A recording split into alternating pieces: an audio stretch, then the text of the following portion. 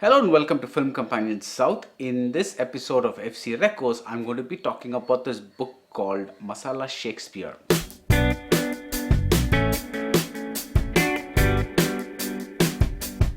It's written by Jonathan Gil Harris, who's the professor of English at Ashoka University.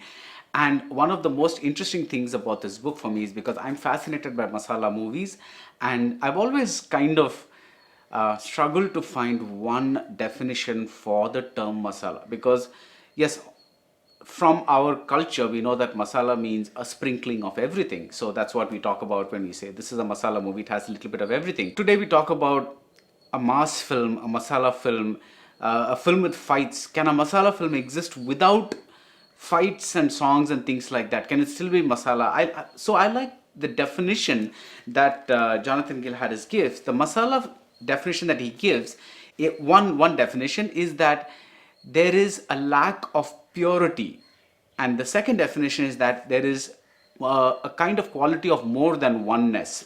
So I'm going to read out a little bit. In the masala movie, there is no space of purity.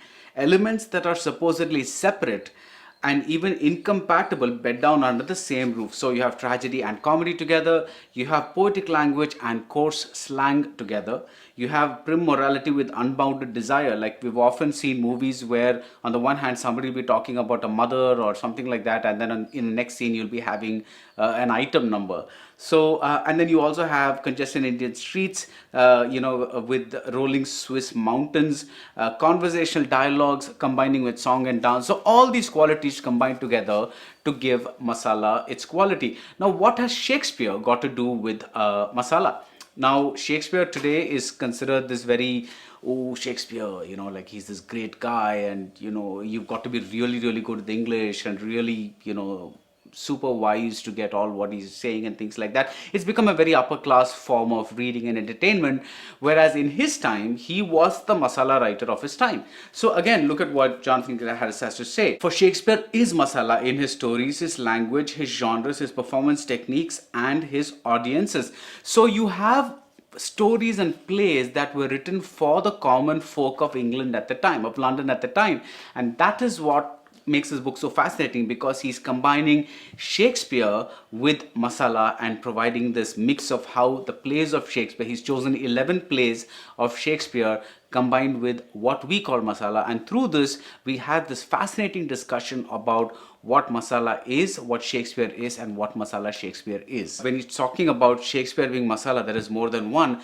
Jonathan Gil Harris himself is more than one, because he was born in New Zealand, he was educated in London, and now he lives in Delhi and teaches in Delhi. So that coming together of various influences and various seemingly incompatible backgrounds is kind of reflected in this author as well. The 11 plays that he's focused on are The Comedy of Errors, A Midsummer Night's Dream, Romeo and Juliet. Of course, we keep making movies about Romeo and Juliet all the time. The Taming of the Shrew, Twelfth Night, Macbeth, Othello, Hamlet, King Lear, The Tempest, and Pericles, that have acquired Indian lives independent of the English text. That is the whole thing. Again, this sounds a little bit intimidating, and the book is a little bit academic, but it's very, very entertaining, and to those who follow Indian cinema, it's hugely informational and also a great way to get an insight into what makes our cinema tick. So often we laugh at our film and say, oh, look, this is so illogical. How can this coexist with that? But then he gives examples of how Shakespeare is exactly that.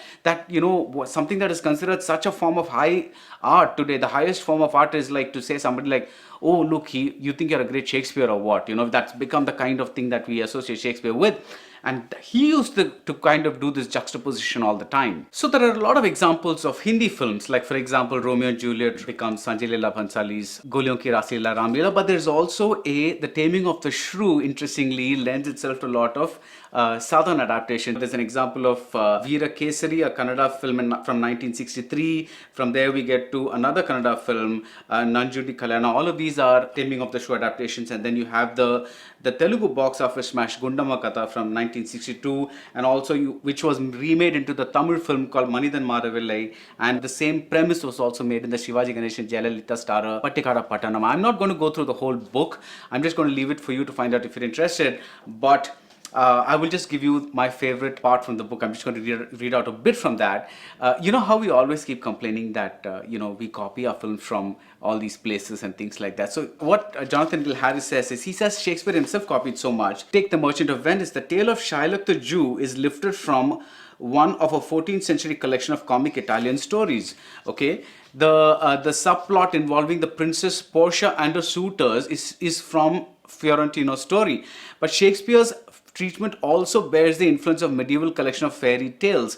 And Portia's first suitor, the Prince of Morocco, delivers a speech that is cut and pasted directly from a tragedy called Soliman and Persida, performed on the London stage some years before The Merchant of Venice. And what movie does he pick to kind of contrast this? Ghajini, of course. So he takes Ghajini, the Amir Khan blockbuster, which was a remake of Christopher Nolan's Memento, but it also has elements of Happy Go Lovely and the French comedy Amélie. So he says, Jonathan Gil Harris says, to accuse The Merchant of Venice or Ghajini of a lack of originality is to miss the point.